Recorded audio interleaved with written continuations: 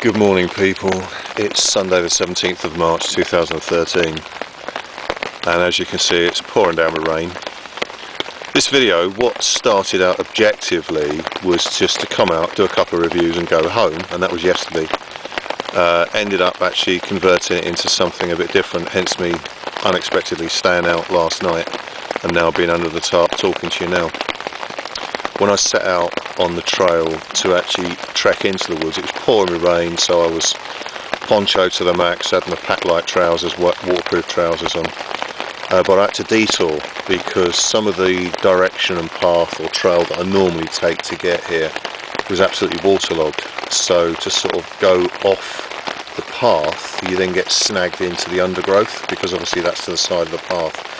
So I had to detour round and sort of come loop-de-loop sort of effect to actually get here.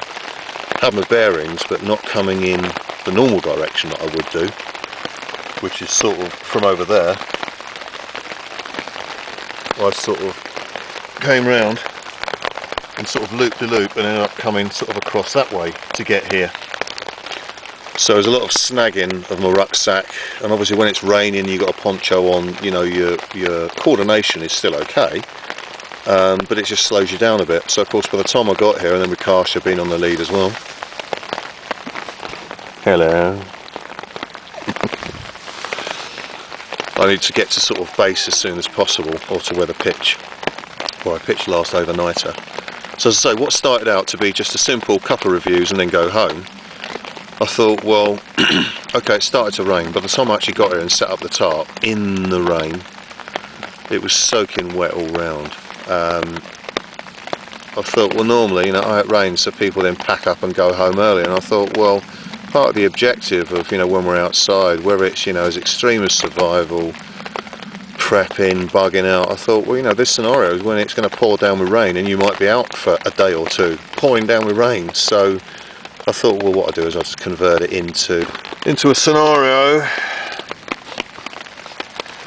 where, you know, you could set out for a couple of days. The first day is really great, and the second and third day can be really cruddy, raining. So, you know, you've got to put up with it, you've got to deal with it.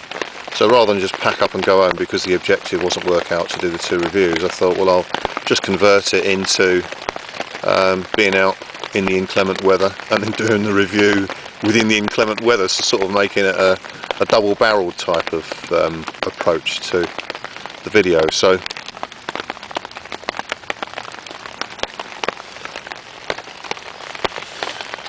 I thought, right, well, what I do is, as you know, all my stuff tends to be always in situ. You know, I don't sort of demonstrate something and say, well, that's how you can use it when you go out on the field. The majority of stuff I do is actually out on the field, and I do what I do anyway and just happen to video it. So it's not like sort of like a review of something. I'm actually showing you what I do when I'm out and about in real time. So I thought, well, what I'll do is I'll use the objective behind the reviews of the Dutch Army Gore-Tex bivvy bag and the trail food that I made, just to share it, to sit out in the woods and then go home. I thought, well, I'll stay out for the night and contend with the weather as if it was a real-time situation, you know, scenario where you had to do that, and then make it a two-in-one. And so what I'm going to do now is I'm going to take you back in time. I'm going to take you back to yesterday, last night, Saturday night, just as it got dark, and I'd set up the tarp and the basher, and then went to demonstrate cooking the food on the Hexi stove, which I haven't used for a long time. And the one that I did use actually is a new one that I got from my nephew, who retired from the parachute regiment, and he gave me some of his leftover stuff. So I used that particular one for the first time last night. So anyway, I'm going to wind you back in time, take you back to last night, and let you see how it's ended up to me talking to you about explaining why I'm here now. Hi everyone, it's Pete, Mindwiseman's channel, aka Maverick Outdoors. Today's Saturday the 16th of March, it's just gone 7 o'clock in the evening, and I'd originally come out to do a couple of reviews, do a full review on the... Yeah, Karsh, you alright down there? You okay? Me and Karsha have had a right old muddy trek into the woods where I did an overnighter a few weeks back in February, And as I say, now it's Saturday the 16th of March, and I was coming into the woods to do a couple of reviews, a single one, a separate one, a full review on the Dutch Gore-Tex bivvy bag, the single hoop, and then an amendment and a modification that I'm going to do to it.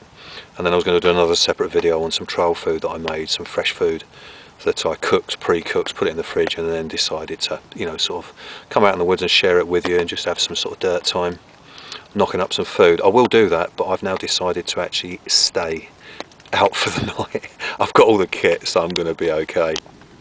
You can't see it very well, but that's the poncho and the lightweight synthetic trousers that sort of virtually near enough kept me dry from the rain. And then there's the box of the food that I'll show you. I'm just going to do some cooking, but I'll show you the cook kit that I brought out. Okay, I've got my stainless steel mess tin, the lever handle, so you can just about see it. And then in that I've got my Dutch Army stainless steel ½ litre folding handle mug. And then inside that I've got the lid, which I made out of a couple of tin foil pie trays that pie came in. I just sort of moulded around the lid, but I'll show you how I'll use that in situ in a little while. And then inside there is the hexamin stove, folded up with the hexamin tablets in there. So I thought I'd make it nice and compact, just use a different kit for a change. Instead of using the common one-man single burner, I thought I'll just do something a bit different. I know maybe these are a bit less efficient, but I just thought, well, I've got the kit, I haven't used it for a while, so I thought I'd use it in situ with this mill that's in here, which I'll give you the spec of in a mo. Okay, a bit of cling film over it just to sort of seal it up. This was in the fridge. I cooked this last night. I was actually going to mix this with it. It's pork in jelly brawn, so it's a real sort of rough and ready chopped up pork that's sort of cooked in this pot. But I was actually going to mix it with the there's cubed potatoes, carrots and leeks cooked in butter and olive oil, and it was all seasoned with salt and pepper. And then I was actually going to mix the pork with it, the pork brawn, which I bought from a supermarket, and especially to sort of mix with something because it's nice and sort of tangy, real sort of hardcore type, meaty type stuff. So, but I kept it actually in the container, as you can see.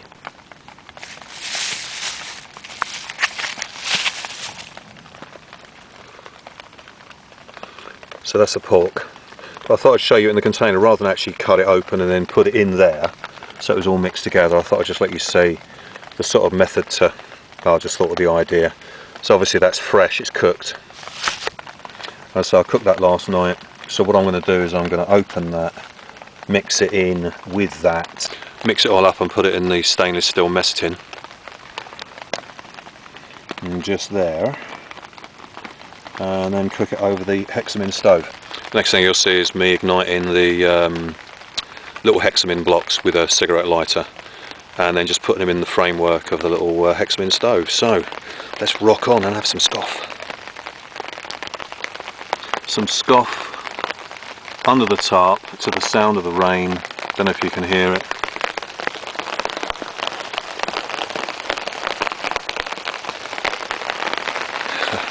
But I'm dried out and a little bit warmer now, so I'll be even better when I've had some food. So I'll show you that when I'm actually cooking it in a moment.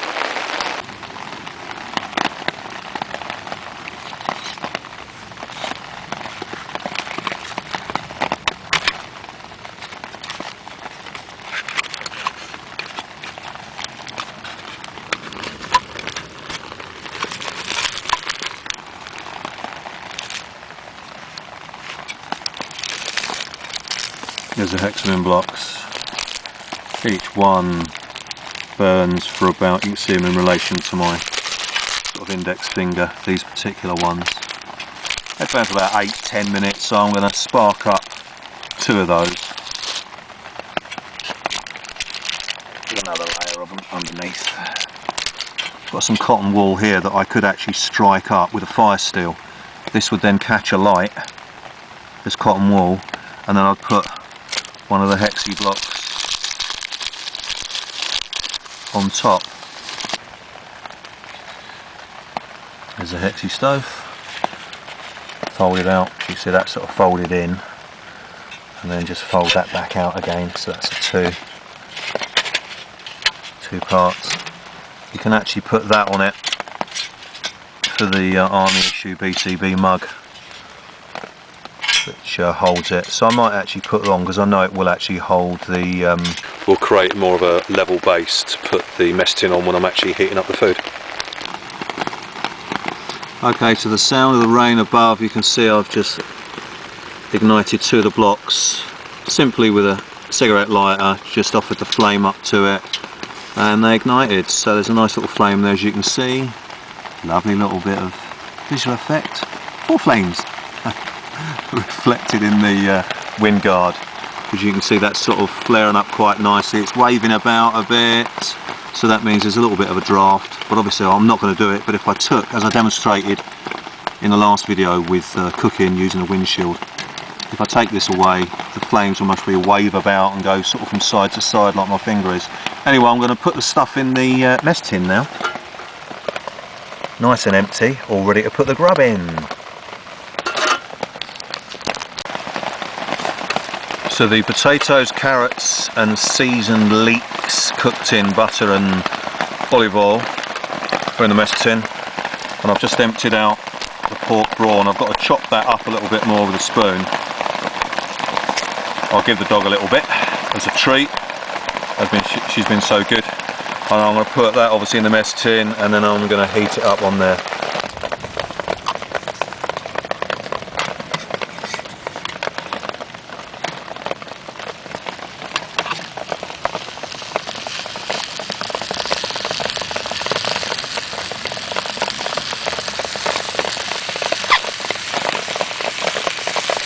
And here that's starting to sizzle now.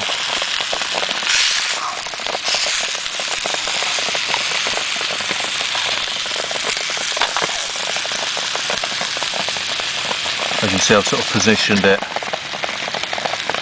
in the sort of rectangular shape, so the edges of the stove are parallel to the edges of the actual, well, stating the obvious really, parallel to the actual mess tin.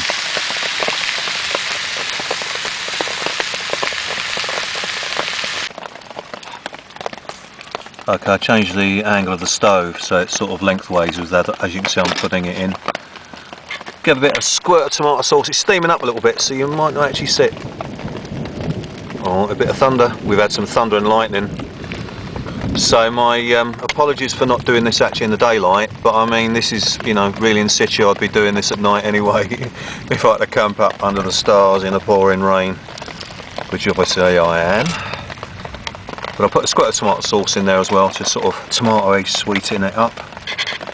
And so it's steaming up a little bit now, so you can't see it as clearly. But and the flames are dying down. But I'm really pleased that the food didn't stick, because the oil, olive oil and the butter that I cooked it in, and that's obviously on a low heat, reheating it again just now, was enough oil to sort of stop it from sticking to the mess tin. And then of course with the jelly and some of the fat content that's obviously with the pork, but I mean it was quite lean and it was nice and chunky and it wasn't all sludgy, so you know it was quite firm meat. So I gave some to Carl. She's quite happy now, although she reacted. She's really good. She gets a bit spooked sometimes when there's going to be thunder and lightning, and she was getting a little bit, well, you actually heard her just now. She was going, ooh, ooh. And then of course it suddenly twigged. That was her reaction. She could sense that the thunder and lightning was ready to come. We've had 3 flashes of lightning, and we've had about half a dozen rolls of thunder. So anyway, I'm going to eat that now, and that's going to warm me cockles of me heart. Scoff time, bring it on. Yummy.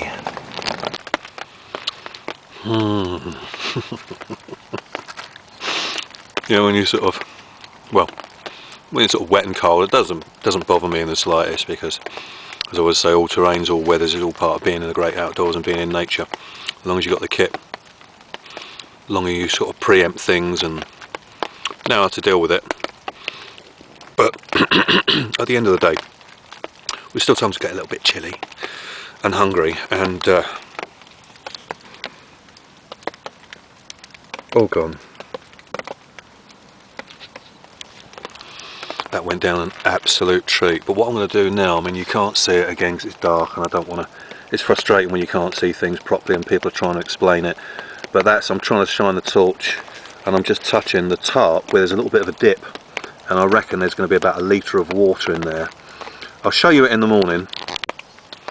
But I left the corner of the tarp in a certain position so it could actually gather water from the rain, so if I needed it for washing. So what I'm actually going to do now is I'm going to drain some of it off again. I'll see if I can film it into the mess tin, rinse it out, so I'm using that water instead of the bottled water that I brought with me from home, and utilise that. So give that a bit of a douche now. There you can see where some of the water's gathered. There's a good, I would say, where you can see my fingers in this quarter of the tarp. It's sort of, if you may look at my hand, it's sort of dipping down like that. So I'm going to use that water now. I'm just putting the mess tin, you might be able to see it. I'm just going to scoop up some water now.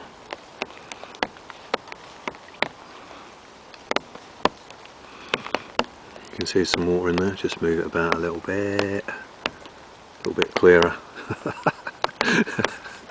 I bet you're all sitting there thinking, oh, for God's sake, give us some daylight so we can see what you're actually up to. But anyway, I've scooped, there's about a third of the water in there, and I'll put some more in there in a moment.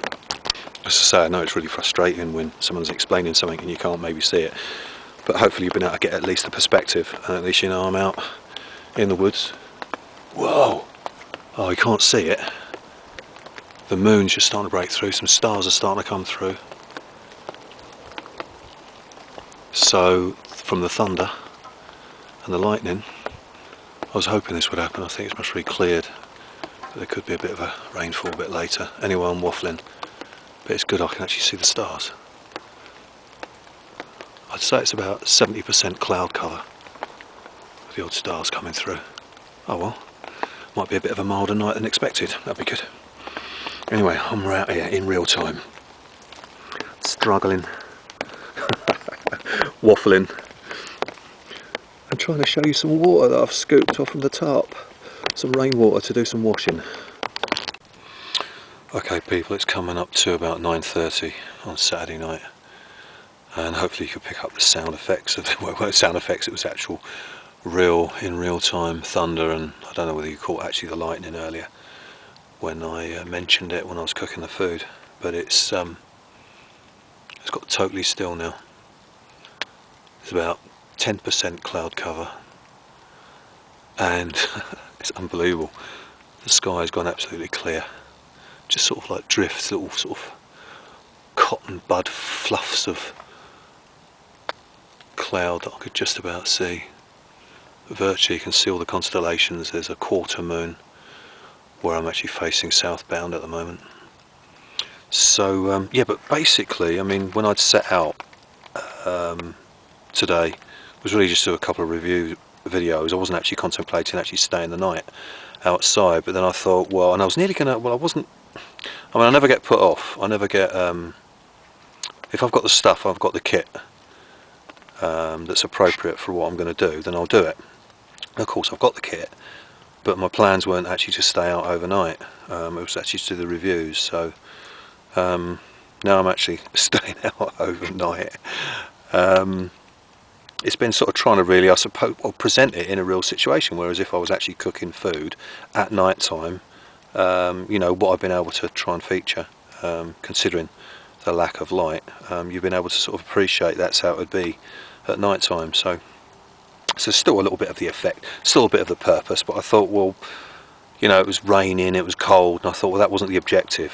It was actually, the objective was to do the videos. So, and I thought, well, if you were out, and I've done it before, and I thought, well, no, I'll actually stay out, and if it means putting up the tarp in the pouring rain, then that's what I'll have to do, even though I wasn't actually planning on doing it, and actually staying overnight.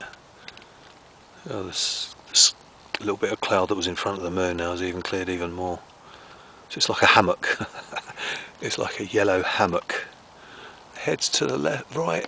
The feet are to the left. Yeah, so the sky's getting even more clearer now. So hopefully it'll stay like this for the rest of the night. But the temperature's starting to drop. So I would imagine that the any breeze or any sort of weather front is actually now coming from the north, because that would have cleared up what we've had in South UK. We've had sort of southwest variables, which have been the cloud cover coming over and given this stormy weather.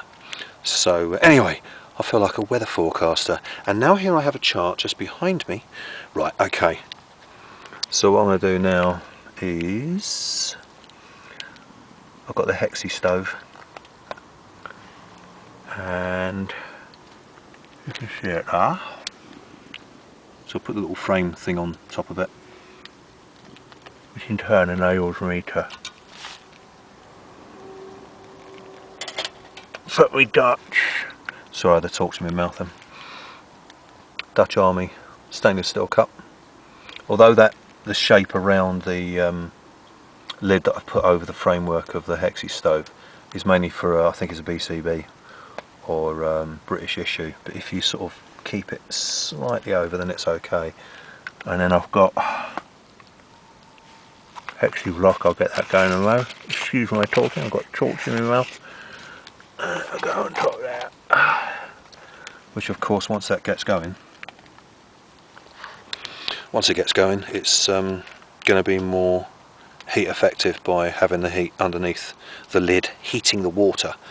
Will reduce the will reduce the boil time by anything up to about 2-3 minutes. It can reduce it by a third if you've got an effective lid, and obviously depending on the size of the vessel that's boiling the water. But I'm now going to make a brew, and if I get a chance, and I think there's anything of any real relevance to film in the dark, but I mean the main objective was to show you the Hexi stove and cooking the homemade trail food that I made up. So I'll catch you in the morning.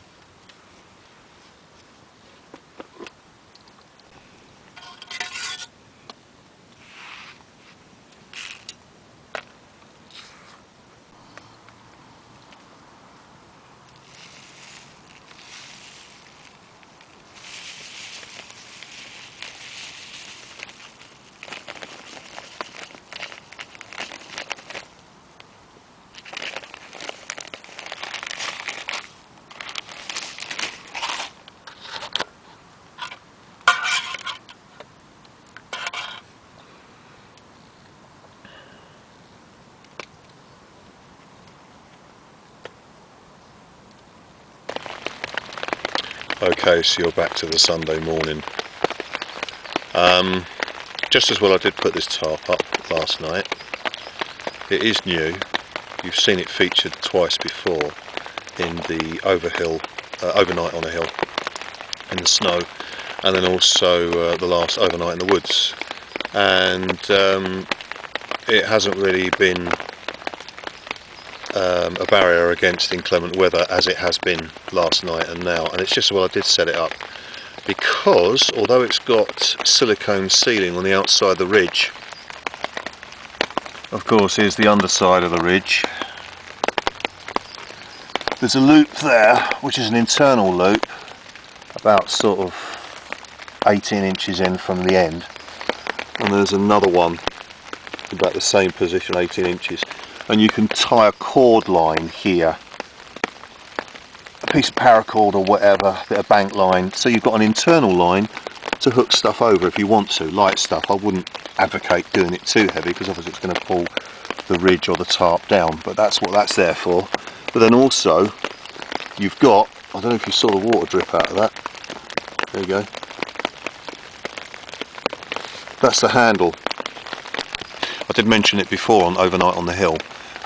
It's got 4 handles, 4 in the middle, 4 either side. You fold the tarp in half, so you sort of get that lot and you just flap it over to there and it makes a stretcher. But I think there's definitely no water ingress coming from up there and then flowing down to then go onto this loop and drip, and also drip further there. I think there's either a slight perforation in the sealant which isn't doing its job and you're getting water ingress, because there's a lot of double stitching here in comparison to this bit of material reinforcing the whole of the principle of this also converting into a stretcher. I think there's water ingress getting from where it's not sealed properly there, here, and hopefully you can see the slight change in colour.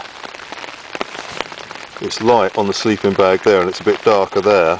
Okay, it's not soaking wet, but that's where the water has been dripping down onto my sleeping bag. What I will do in my own time, I'll actually make up a silicone solution of silicone sealant that's used domestically around baths and tiles and kitchen sinks and all that sort of thing. And it's mixed with a certain amount of either turpentine or white spirit. And I think it's half and half, and you just paint it over and it's flexible and it does the job. So that's what I'm going to do. But the thing is, if I hadn't have done this, stayed out overnight, I wouldn't have actually been able to assess that that's what would happen. The tarp leaks. And if I'd have been out for a few days, you know, that means, and it's raining all the time and you're under the shelter all the time, I wouldn't have found that out unless I was in actual situ. And of course, converting this, what was going to be a review, into staying out, I've actually found this out, so that's good.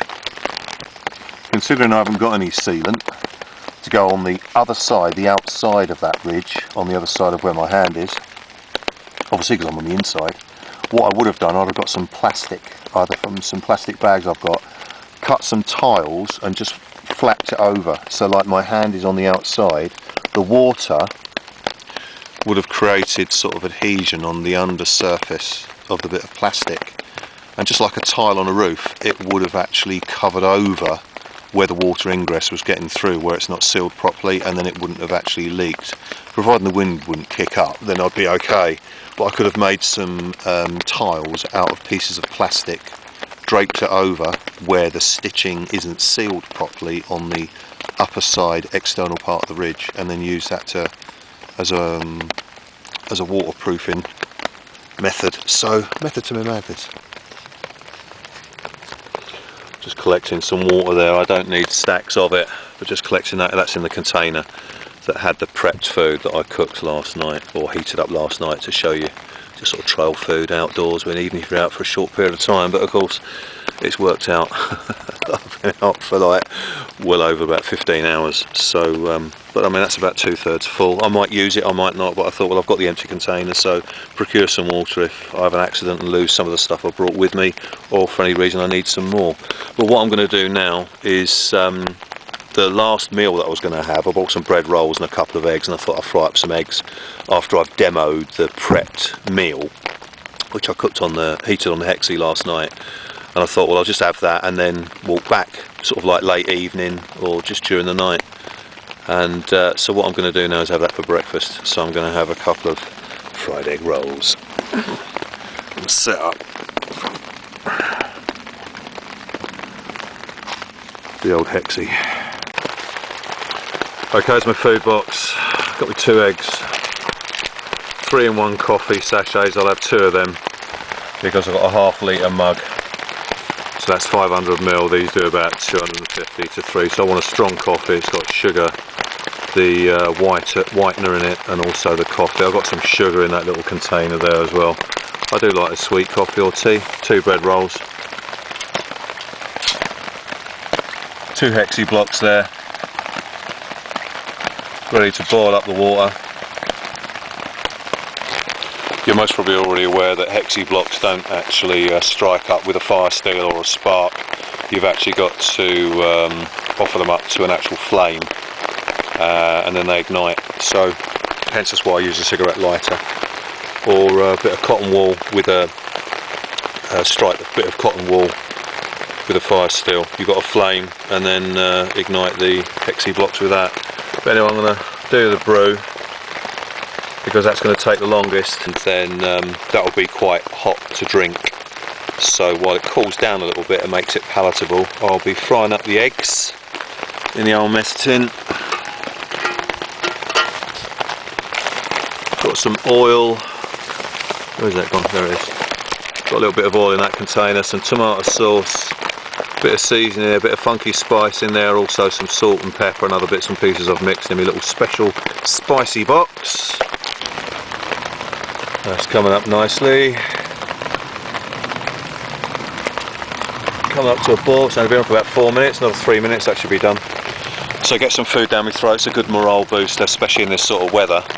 But you know, if you don't stay out in this sort of weather, if the stuff hits the fan and you actually experience something like this, I mean, I've been out in sort of all over the place. I've been out in the rain, but as I say, what was objectively just going to be like a little review video on some bits and pieces, because I've been received some requests, especially on the Gore-Tex bivvy, which I think I'll leave to another day, because I want to do it when it's dry, when it's not raining, and I can do a really good review out in the open and you can get a better perspective of it. So I'll do that another time. But we're sort of staying out in the rain like this, you know, it's it can sort of dampen your spirits, literally, especially if you get caught out in it. So if you're not used to it, you know, and you think it's all going to be a nice bed of roses, going out looking after yourself in the great outdoors, you know, if there was SHTF, let's just say that as an example, you've got to have the mindset.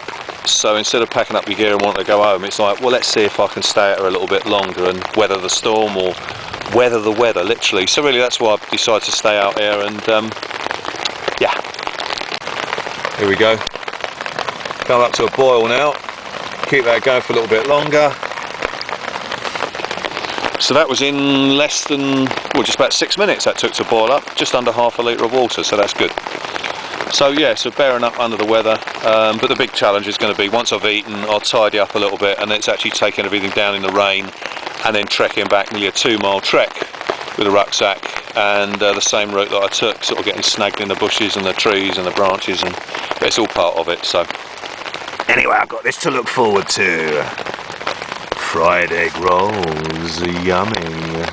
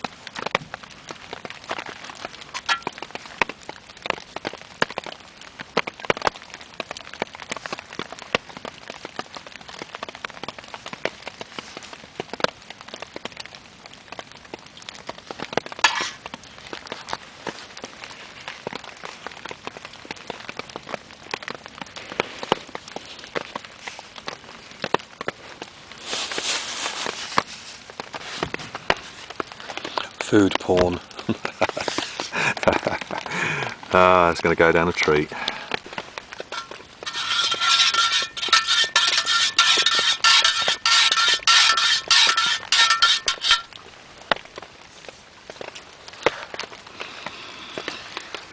Oh yeah, tucking into the first one. The rain's calmed down a little bit. Obviously it's more practical to strike down and go back when there's less rain, just makes it more practical and convenient. But you know, if it's going to be raining, then so be it. Seems the rain is subsiding. Whoa, look. Got about 2 litres of water in there in that container. And that was just from that little area where 2 or 3 drips have been dripping down over the past, I don't know, couple of hours. Where I got that corner was higher last night, and this area here dipped, and that's where I filled the stainless steel mess tin with a little pool of water that was in here. But obviously the weather got more inclement, so I lowered the profile and it kept some of the breeze away. I mean, it doesn't usually get that breezy in this part of the woods, but there was a little bit of a chill factor breeze, so I just lowered the profile into, as you've seen, traditional A-shape configuration. Mind you, I've covered it before, a good few island wild camps ago, where I used the tarp that was covering the fire pit, and it was coming sort of down literally at an angle like that, and the water then trailed off because I had one corner a little bit lower, and if I'd have a container in the lowest corner I could have collected a lot of water. But that wasn't the objective of actually being here. I'm sure a lot of you are aware that you can configure your tarp in different ways to collect running water off of it, off the gradient from it. So anyway, I'm going to tuck back into my food now.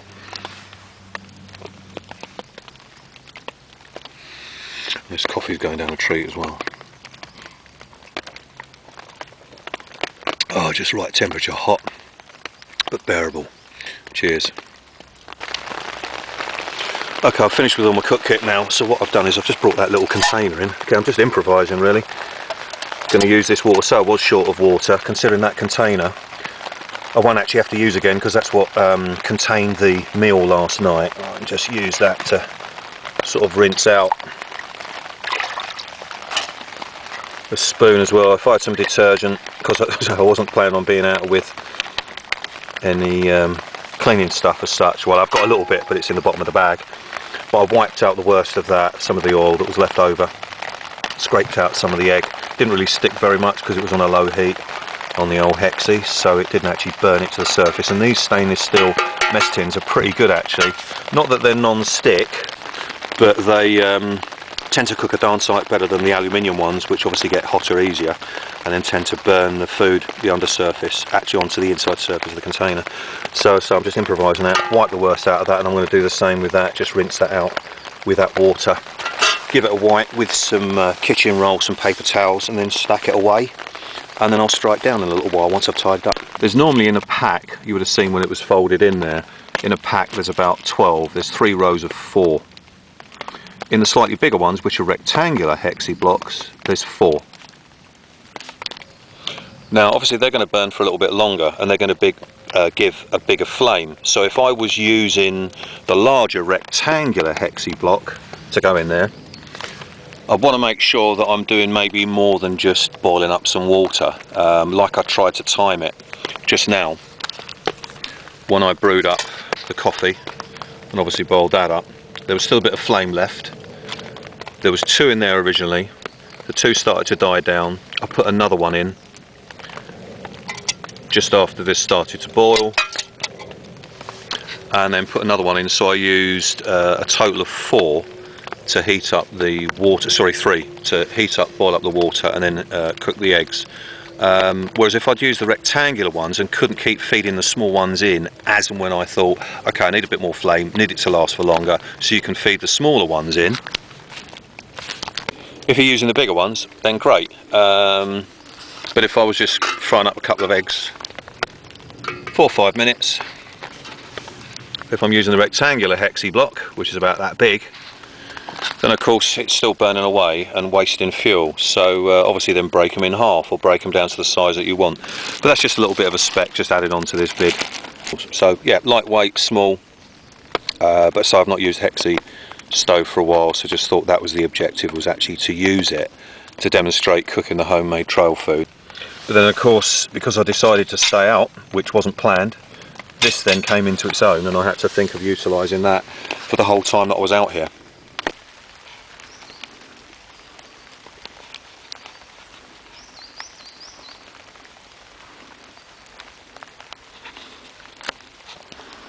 Okay, that's the lower profile config I did. Same setup as the last time. I was actually in here as far as the fixings clip on to the ridge line going across, a couple of slip knots on either end. But originally this was up higher last night when I first got here, so the ridge line was about that high, which meant these two side edges were obviously much higher. The fixings would have been higher. That bit of stick down there was wedging that up, so the tarp went like that. This fixing, which obviously is taking it lower profile, was up here and was fixed onto this branch, so of course that rose it up higher. So last night I just slid that down, refixed the corners so it was all at the same angle, and it kept out the slight little bit of breeze. It was just about as you saw earlier, sitting space under there, but that was nice and low profile. Rucksack's near enough packed. Just over there is the rucksack waterproof cover that I'll put over it. My waterproofs are in the lid of my rucksack. But if the rain just stays like this, what I'm going to do is I'm just going to strip down to my vest and then just keep this on. It'll be a bit of a water barrier rather than getting all donned up with my poncho, which I don't really want to do. But I think, you know, I mean, it's not half as bad as what it was when I trekked in here. So I'm going to endeavour to sort of cut through that way, through the woods. As you can see, there's no foliage on the trees yet, so there's not too much stealthy cover around, so it's all quite open.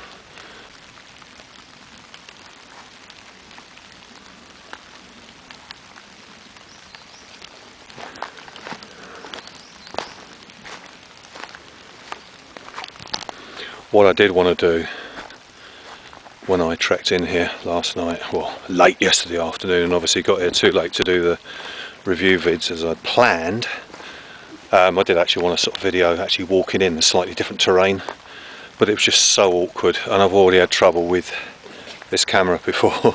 Twice I've lost it in the water, either to stormy weather on the Brecon Beacons or in a little river stream where it sort of got ducked right underneath. So I don't want to tempt Providence, and I just about am now actually filming with this camera that sort of served me quite well in the wet weather.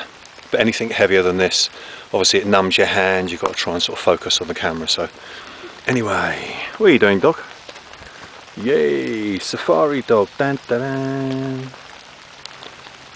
Hello, we're going to go home soon. Yeah, we're going to go in the car soon. Yeah. Thanks for watching this unexpected stay out overnight in the woods. But you know, if you've got all the kit but the weather turns against you, it can sometimes be a bit sort of demoralising, can sort of lower your spirits a bit. So you know, we can have all the survival skills, we can have all the kit, but you've got to get yourself in the right mindset as well of actually putting up with the inclement weathers as well. So you know, it's worth considering. Maybe sort of give yourself a project to actually do that. Know when the weather's going to be a bit negative. Know that you can actually deal with it, and putting yourself to it, because there's nothing worse than ending up in a situation like this that you don't expect. It's important as well to, you know, to have the right prepped mindset. But I suppose I have a leaning towards that because my work's involved with that as well.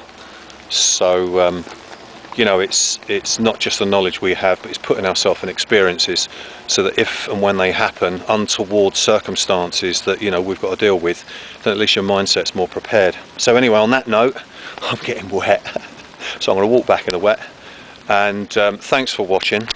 As always, I really appreciate your interest, comments, new subscribers. I'd load more of those. If I can't get back to you, then thanks a lot. Really appreciate your support and all the comments on the profile page and everything else, and hope to sort of keep you interested with all the stuff that I keep doing in real time, in real situ.